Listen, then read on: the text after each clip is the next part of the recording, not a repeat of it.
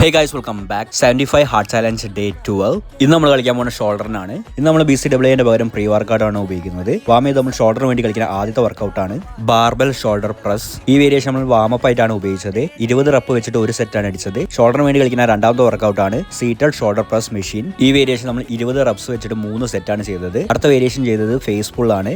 ഇത് 3 സെറ്റ് വെച്ചിട്ടാണ് നമ്മൾ ചെയ്തത്.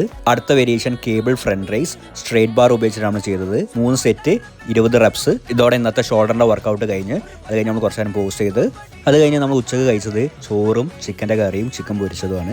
ഇന്ന് നമ്മൾ ഉണ്ടാക്കാൻ പോകുന്ന ഒരു ബീട്രൂട്ട് ജ്യൂസാണ്.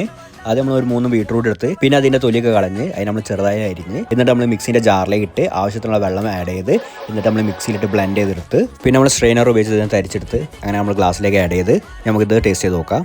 ബീട്രൂട്ട് ഒരു നല്ലൊരു ആൻറ്റി ഓക്സിഡൻറ്റ് ജ്യൂസാണ്. നിങ്ങളുടെ സ്കിന്നിന് നല്ലതാണ്. പിന്നെ ബീട്രൂട്ട് ജ്യൂസ് നിങ്ങൾക്ക് ഒരു പ്രീ വർക്കൗട്ട് ആയിട്ടും എടുക്കാം. വീഡിയോ ഇഷ്ടപ്പെട്ടെന്ന് വിചാരിക്കുന്നു. ബൈ.